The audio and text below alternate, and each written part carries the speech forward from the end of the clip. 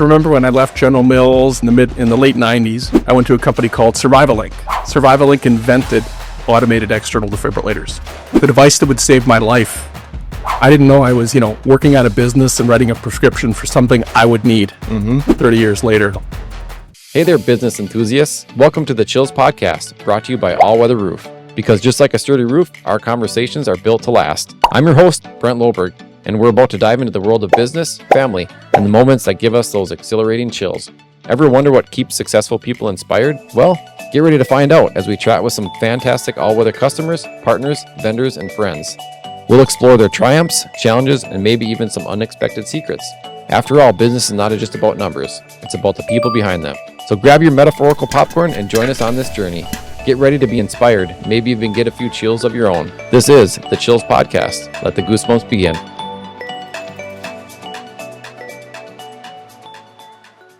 So introduce yourself. My name is Sig Muller, and I am soon-to-be author. I'm releasing a book in the next week, and I am a father and survivor.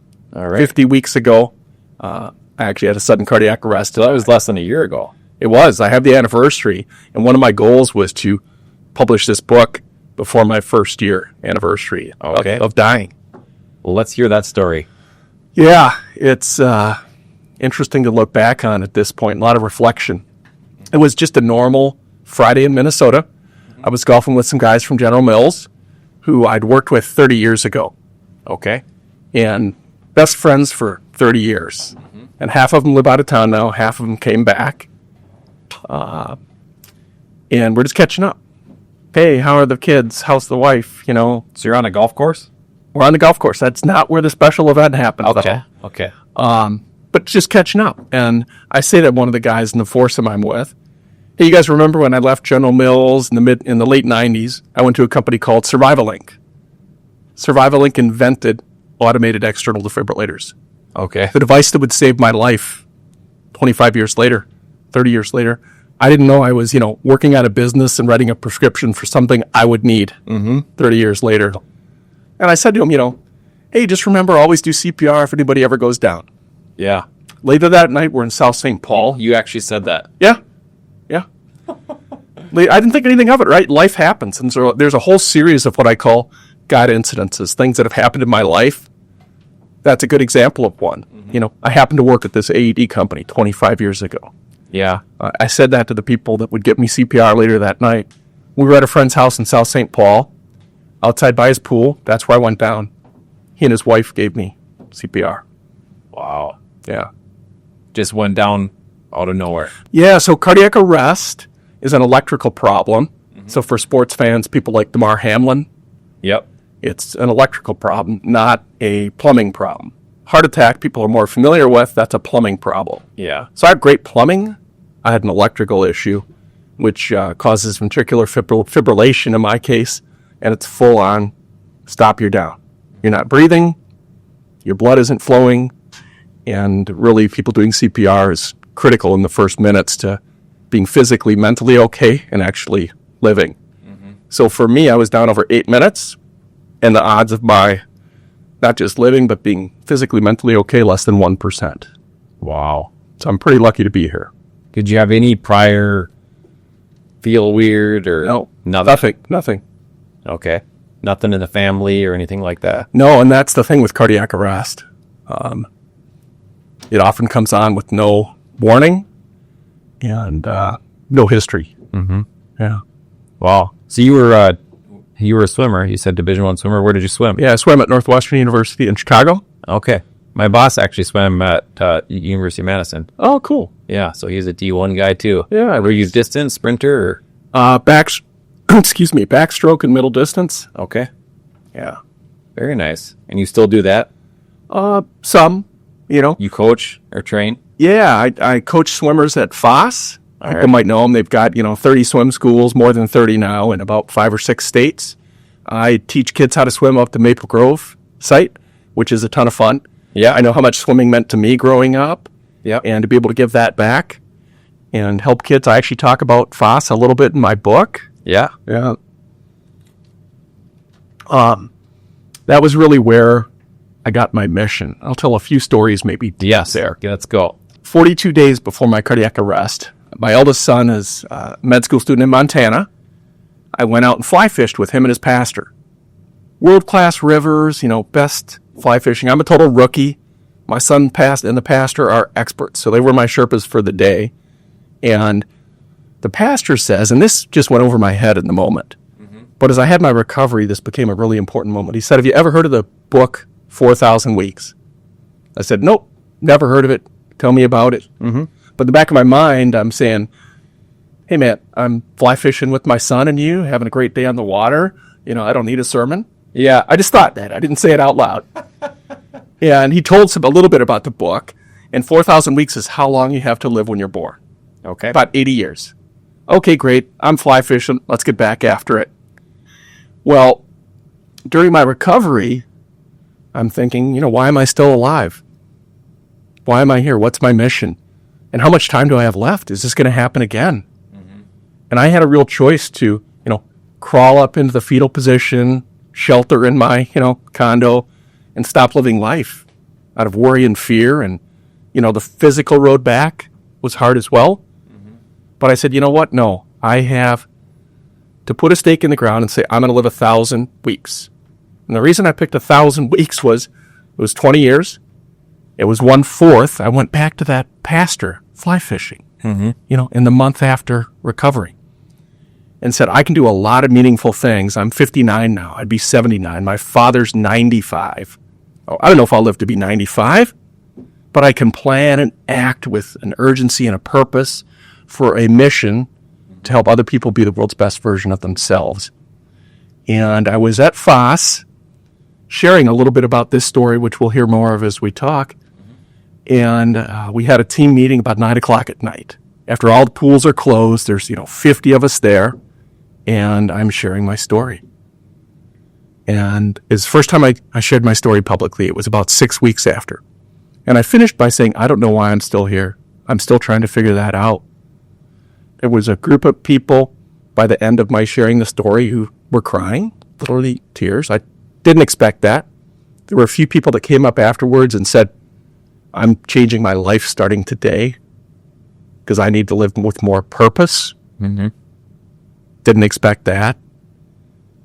I had a few people come up and say, my dad, my mother, my brother had a cardiac event. Thank you for sharing that. I now can deal with and process that better. And then finally, a woman named Jody came up. Jody's a peer of mine, about the same age. She said, I know why you're still here, Sig. I said, oh, really? But tell me. I want to know. And she said, you're here to share your story and to help others be the world's best version of themselves. And I reflected on that, and that was kind of the final piece of the puzzle. But how did I get to this crazy phrase, you're the world's best? Well, when I went down, I spent 7 days in the ICU. The first 2.5 days or so, I had what they call anterograde amnesia. I couldn't form any new memories at all. So if I knew you, Brent, before my cardiac arrest, I knew you. I'd remember our whole life, everything we did, the fact that we golfed that day. But if it happened after my cardiac arrest, that first 2.5 days, I didn't remember a thing. Wow. So my doctors would come in. I'd say, what happened to me? I had a cardiac arrest. 10 seconds later, what happened to me? And they'd tell me again. Not remember. I had no memory. And so for my family and friends, they're thinking, is this going to be the new permanent Sig? Groundhog Day. Yeah. Mentally incapacitated. Exactly. Groundhog Day. And I said 2 things during that time, one of which I'll share now. And I didn't know I was saying it at the time. So the nurse would come in, the doctor would come in, the phlebotomist, friends, family, whoever it was, come in the room, and I'd say, Brent, you're the world's best. Yeah. Thousands of times for 2.5 days. Phrase that was in your... For some reason, I decided I needed to say that. And so I learned this later from, my sister and others who said, you were saying this crazy thing the whole time. And I kept saying it.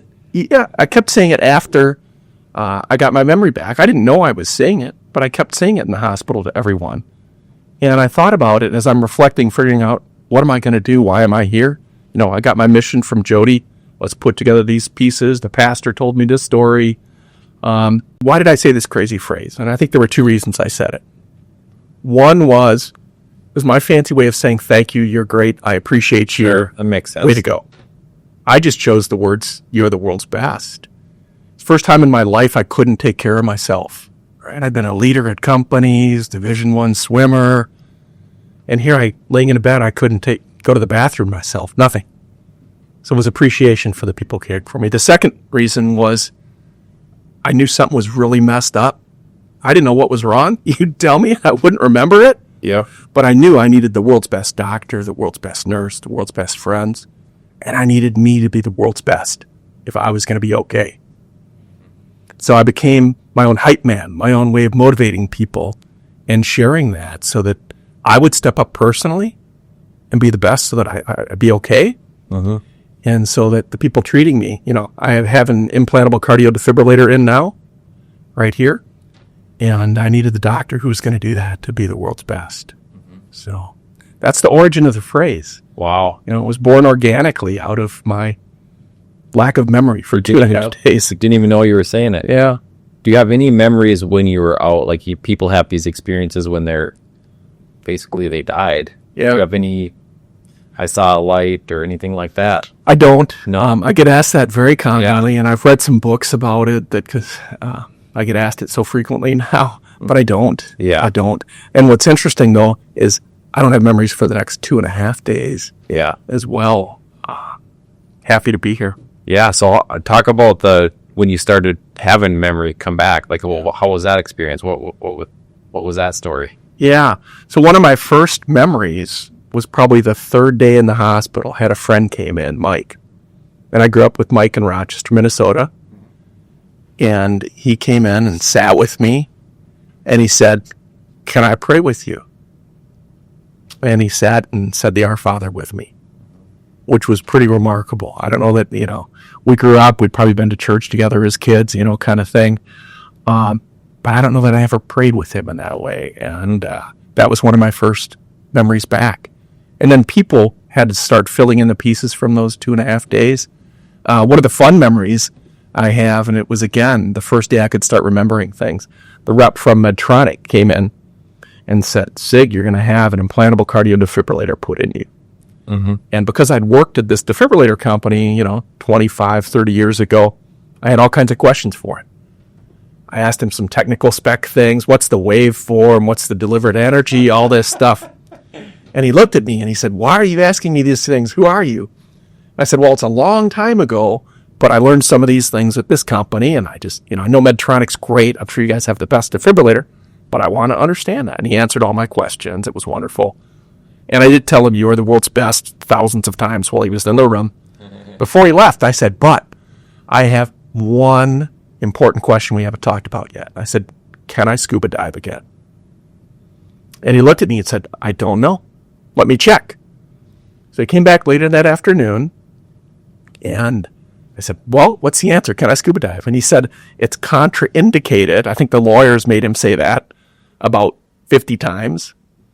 And I said, "Okay, I understand legally you can't tell me I can scuba dive, but the device, will it be able to go to the depths to scuba dive and sustain the pressure?" And he said, "Yes, it's been tested to 100 feet. But it's contraindicated, you shouldn't do it," right? And I think the reasoning is, if it goes off underwater, imagine that. Like, you're probably going to die because you drown. Yeah. If that happens. And I looked at him and smiled, and somewhat seriously, somewhat joking, I said, "All right, I can scuba dive again. Let's do it." As though I had a choice in the matter. I was getting this bad boy no matter what. Very cool. Wow. Any funny stories from the hospital waking up or? So my sister recounted one story. Okay. Which I hope your audience isn't eating while I tell it. And that was, and this is great because I literally don't remember it. Remember I said I couldn't go to the bathroom myself. Yeah. So the nurse came into the room to help me go to the bathroom. And I proceeded to go. I probably hadn't gone to the bathroom in 2 days since I've been there. So it was impressive, you might imagine. Yeah. And she proceeded to help me, and I went, and she wiped me, and I said, "That was the world's best wipe." I thanked her. I said, "That was the world's best wipe." And then I looked around the room. My sister was there and a few other people had come in after I finished. And I proudly said, that was the world's best poop. You're still saying, you don't remember this. No, I don't remember any of it at all. But the world's best applied to anything. You know, if I was going to do it or someone else was going to help me, we needed to be the world's best at everything we did. Yeah. So, yeah. Do you recall? Do you remember anything from being at your buddy's house? I do. In fact, literally up until I went down, I remember everything. There's a picture, which I have on my website, of me seated next to 4 or 5 of the guys at an outdoor bar by the pool. Mm-hmm. The picture was taken 3 minutes before my cardiac arrest. Okay. And I remember that picture being taken. Okay. I remember being asked, I'm the pool guy, I'm the swimmer. So before the party started, they handed me the pool net and said, could you go clean the pool a little bit? Yeah. What I did, sure. That's my gig. I remember sitting there having a cocktail, talking. I think we talked about some politics. And then I don't remember, probably about a minute or two before I went down, but Paul, who wound up giving me CPR with his wife, Kim, was sitting across from me, and he noticed something was wrong. And this is the part I don't remember. Mm-hmm. But apparently I started to slump and just not look good, right? Mm-hmm. Kind of turned white. He walked around. It was probably about 3-4 yards around an L-shaped bar. Came over, and as I died, he caught me. So I didn't fall on the ground from the high top bar stool. Laid me on the ground, and then his wife came out, and they both gave me CPR. Everyone else dove into action, calling 911, and you're running around the front of the house and making sure the EMTs came down outside, because time matters. Every minute your heart is not restarted, odds of living decrease 10%. Okay, sudden cardiac arrest. So pretty profound. The other interesting thing I learned later, and I didn't know this term at the time, and it's important, I think, for people to know, it's called agonal breathing. So when you die, and someone I was talking about this last week shared a sad story of they had a dog that had passed away, and the dog experienced agonal breathing. And what that means is my blood stopped flowing, but my brain wanted to keep living. So reflexively, it looks like you're breathing. You're gasping for air, but no air's coming in. Nothing's going to your lungs, but it looks like you're fighting to live. Scary. And so for people, this is why I think it's important for people to know that that is agonal breathing. It means start CPR. I mean, make sure there's not a pulse and all that. It doesn't mean, hey, they're going to be okay, they're still breathing. Mm-hmm. It means they've likely are dead from a sudden cardiac arrest, and you need to start. But I talked with the people, my friends, afterwards, and they said, yeah, this thing happened. And we're on with 911 saying, well, we can't tell if he's still breathing or not. He's doing this kind of gasping thing. And they were told by the 911 operator, get after it, give him CPR. But none of them knew what this was. It looked like I was fighting for my life trying to breathe. Yeah. And the truth was, if they wouldn't have started CPR, I probably wouldn't be here. Yeah. So when did you actually start coming to? Was it in like the ambulance at the hospital? How did all that go down? Good question. The EMT, so it was full response, EMT, fire, police, everyone comes to an emergency like that. Depends on your community. Every community is different. Mm-hmm. But the EMTs had an automated external defibrillator. They put it on me. I was shocked multiple times. I, at some point, regained a heart rhythm. I believe that was before I was put in the ambulance. Okay. But then in talking to people, I had to be shocked in the ambulance again, meaning my heart stopped again. But as far as my directly remembering anything, it's nothing for 2.5 days. So that's just been recounted from others. But I was also told the timeline and that it was more than 8 minutes. And okay, that's a scary thing that really makes it a miracle. Wow, 1%. Yeah.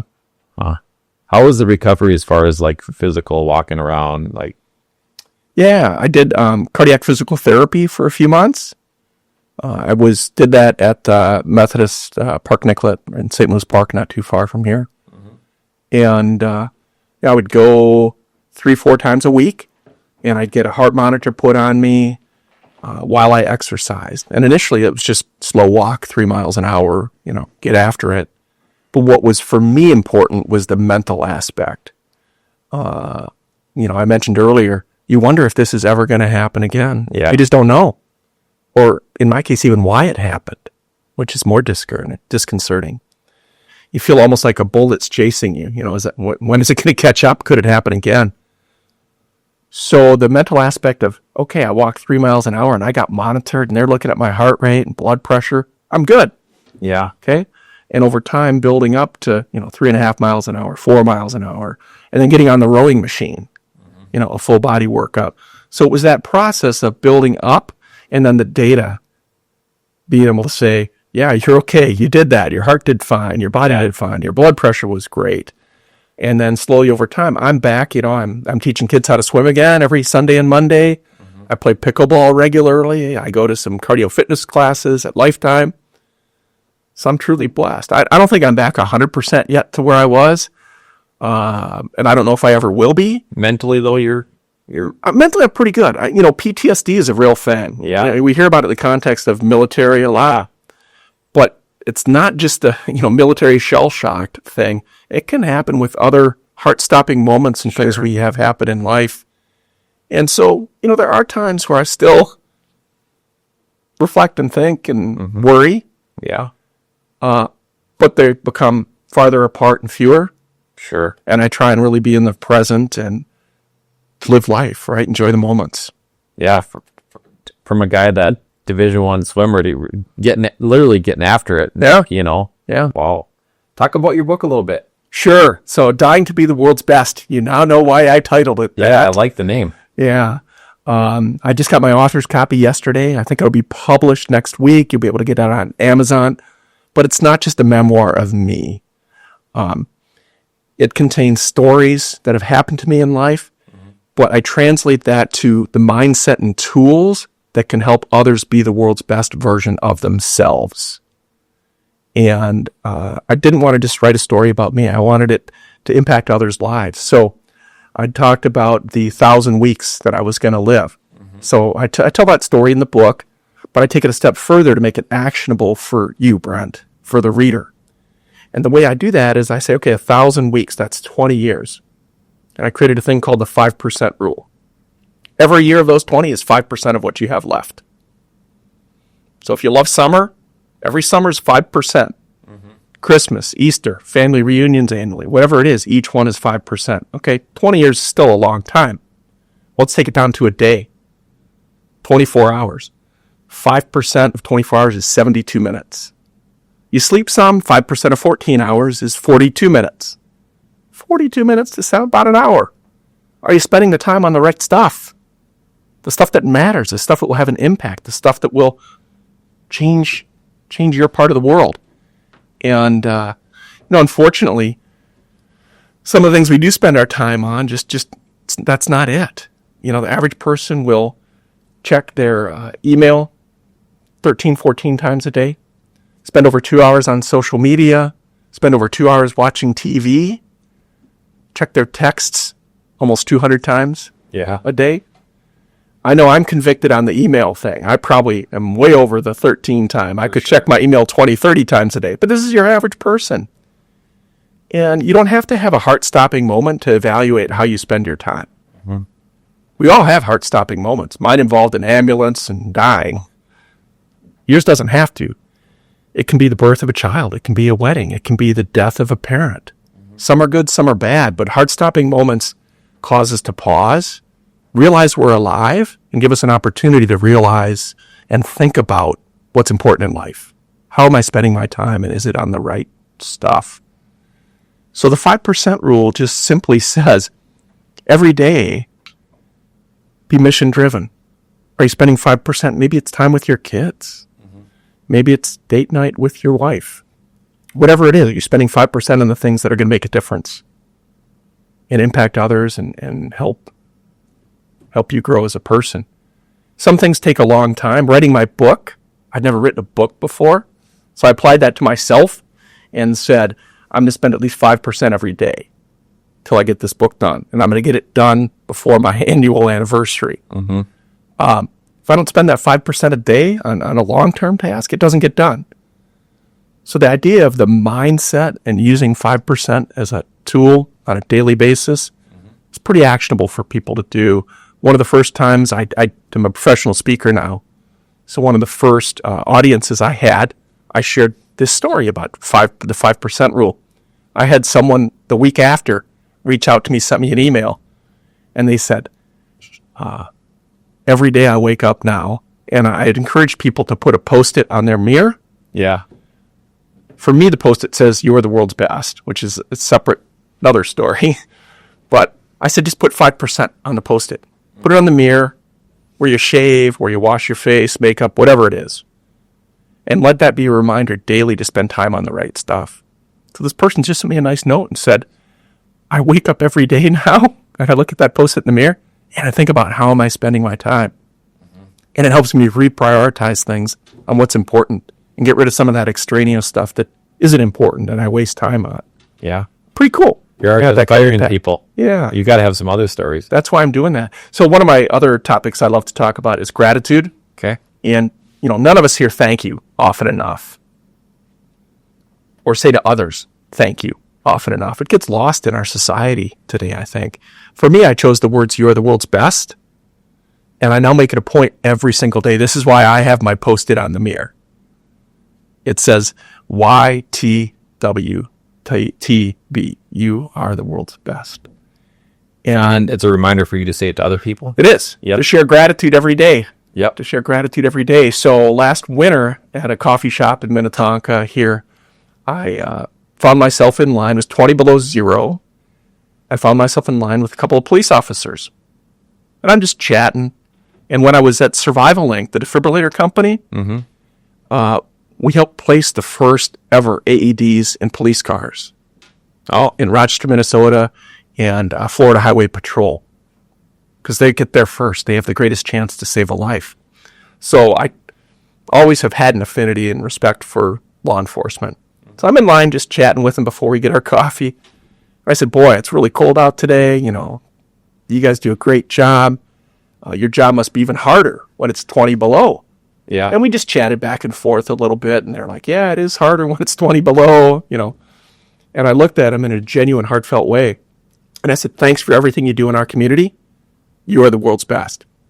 And I can do that in a genuine way, right? Whether it's thank you or you're great, whatever it is, it has to be meaningful and genuine. Mm-hmm.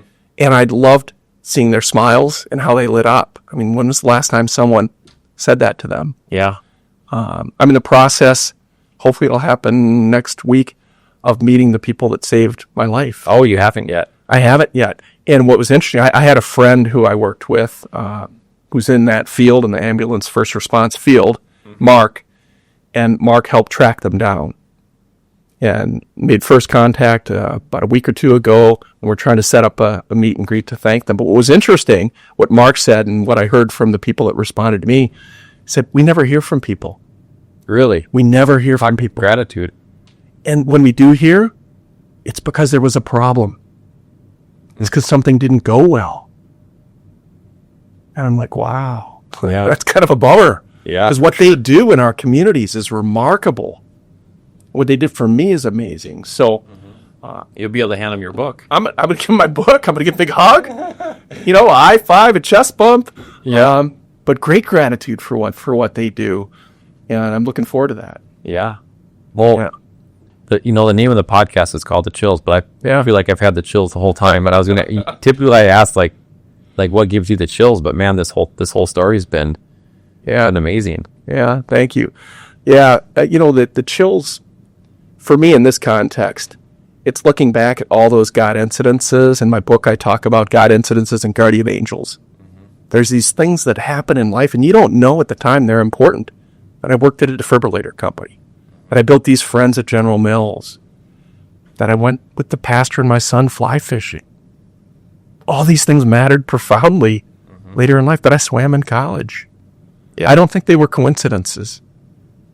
But it took me, dying and my subsequent recovery to put those pieces together and start to appreciate it. And that was, as I went through that process, that was all really life-changing and chilling. Yeah, for me. What was the tie with the swimming college? Just like the strength and Yeah, so some of the doctors would later say, and I don't know how true this is or not, but they'd say part of why you lived is training your body to carry oxygen better than most, and some of that residually, lives on with you the rest of your life. sure. Yeah. Yeah, a lot of mitochondrial development and all that. Yeah. Crazy. Interesting about the questions that you were asking the guy from Medtronic. He's like, who is this guy? Yeah. I did learn they have the best device, right? Yeah. What's the delivered energy in joules? He told me. I'm like, great, because lower delivered energy means you're damaging the heart less should it ever go off. Yeah. What's the waveform? He says biphasic. Yeah. Cool. We were working on biphasic, back in the 90s, and I happen to know that's the best. Yeah. And that was all, again, that was for me a mental checkpoint. Yeah. We all know Medtronic's fabulous and makes the best products. But for me, having that data For sure. just reinforced I'm going to be okay. And you kept them on their toes too, asking those questions. Well, the scuba diving one threw everybody off guard. I don't know if they like me talking about that or not. I haven't been told to stop, but I'm always sure to say contraindicated. Looking forward to my first dive. I don't have one planned yet. Where do you like to go? I've been super blessed. I spent twice in my life. I lived overseas in Asia, so I dove all over Indonesia, the Philippines, up through Thailand, and then in the Caribbean quite a bit as well. Okay. Aruba, Grand Cayman. Love it. For me, it's a passion. I've been on over 1,000 dives. Oh, wow. Around the world. So when I asked him, can I do it again? I was really serious. Yeah. What's the deepest that you've gone? Well, generally, you don't need to go below about 80 feet. That's where things live, and it's relatively safe. As soon as you start to go below 100 feet, generally, there's not anything to see. You might go see a wreck if it's deeper. Okay. But generally, as a recreational diver, you're not going below 100 feet. I've been to 110, 120 because there was a wreck. Okay. But most of the time, it's 60 to 80 feet is comfortable. And that's below the 100 feet. So I'm cleared and contraindicated at the same time. Yep. So where's going to be your first dive? I don't know. You don't know yet? Probably somewhere like Grand Cayman. I feel like it should be somewhere. A lot of my dives have been remote. Take 3 airplanes and 3 boat rides, and you're somewhere where no one has dove before. Yeah. I look at that now and I say, that's also 3 boat rides and 3 airplanes rides from medical care. Yeah. Should something happen. So I think I want to be near somewhere that has good medical care next time. Yeah. So I don't know. I've always wanted to dive in San Diego in the kelp fields with the sea lions. Okay. That would be a pretty good choice, I think. Yeah. But it'll be somewhere where I can check the box that, okay, mentally, should something happen, knock on wood, Yeah. I'm near medical care. For sure. So So are you retired from everything else? Just do public speaking? yeah, I was semi-retired, teaching the kids how to swim. Had a long corporate career here in Minnesota. I've worked at the Mayo Clinic, United Health Group, General Mills, I mentioned, Survival Link. I spent the last sort of 15, 20 years in healthcare. Okay. And what I've done for my life is build businesses. So for big, giant companies, and I've also been at 7 startups and helping build businesses. One of the things your listeners might appreciate is in 2001, I became the first area developer for Ben & Jerry's. Oh, really? The ice cream. Do you have a favorite ice cream? Whew. Oh, it's tough. I'm putting you on the simple mint chocolate chip. There you go. And it's real natural mint in the Ben & Jerry's brand, none of this artificial stuff. So that was pretty fun. I built out all the stores in the Twin Cities. So if you ever been to the Wayzata Ben & Jerry's, I built that and owned it till about 2008 or so. I did that for 5-6 years. Oh, wow. So I love building and starting businesses. And so now I want to help others be the world's best version of themselves. And I do that. I do workshops at companies. I speak at associations, church groups, corporate events, and I do workshops at them as well. For helping people build businesses?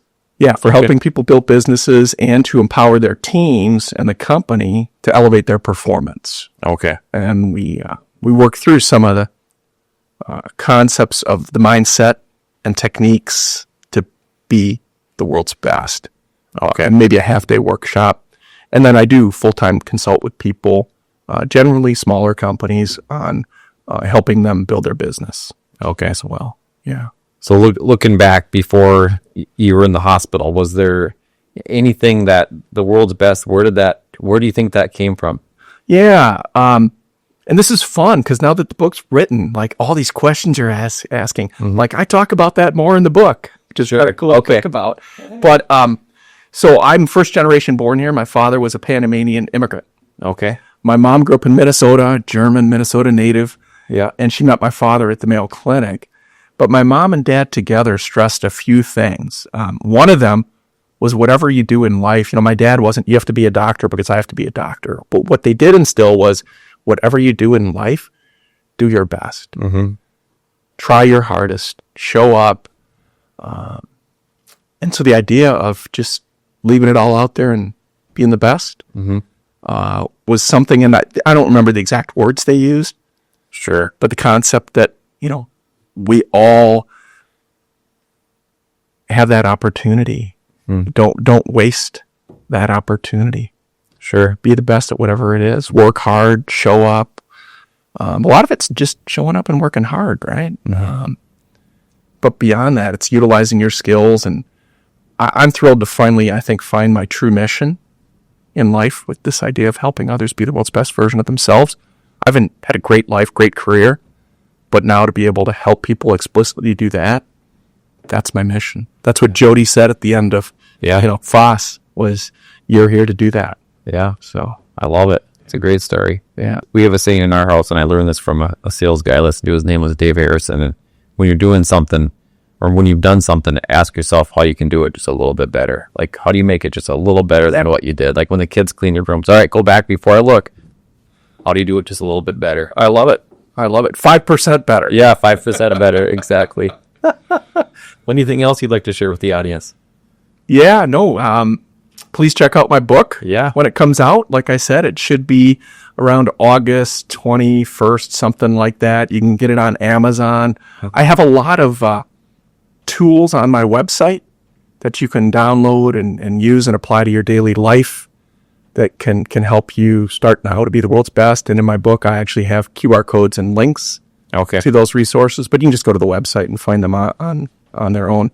And if you want to reach out to me, my email is sig@betheworldsbest.com. Okay. And the website is betheworldsbest.com. Pretty simple. And we know you check your emails all the time. Too much. But that's all right. It means I'll get back to you. Yeah. And certainly if people want to engage me to speak at an event they have coming up, or as a consultant on their business, or just chat, or just talk. I can't tell you how many people I've talked to that have had life-changing events. Mm-hmm. And they just want to talk. They just want to share their story. It helps people heal themselves and helps people grow and move through things to be the world's best version of themselves. Mm-hmm. Beautiful story. Thanks. I love it. Can we hold the book up? Yes. I don't know where I should hold it. We should hold it there. No, hold it up. For sure. There's a camera there. There's a camera right there. Pretty fun. It has a picture of Paul. It has a picture of Paul and Kim on the back, the couple that saved my life. This picture was taken about 10 days, 2 weeks or so after my cardiac arrest. I went to go to their house. Yeah, and they were the ones that did CPR? They're the ones that did CPR on my knee in the back of my car. You kind of told them to do CPR on you. Yeah, I don't think it was Paul in particular. He wasn't in my foursome. But, the fact that I said that is chilling. It is. Very cool, yeah. So, Sig, just hold that book up kind of close to your face because that's where my focal, all right, yeah, into that camera there. Yeah, that should be perfect. Awesome. Nice. And we'll show you the bag here so you can see Paul and Kim. Nice. There you go. Yeah. All right. Well, good deal. Thanks for coming in. This is fun. Thank you. Thank you. Right. And I'll say for doing the podcast, right? Yeah. You are the world's best. All right. Thank you. And much appreciated. Thank you.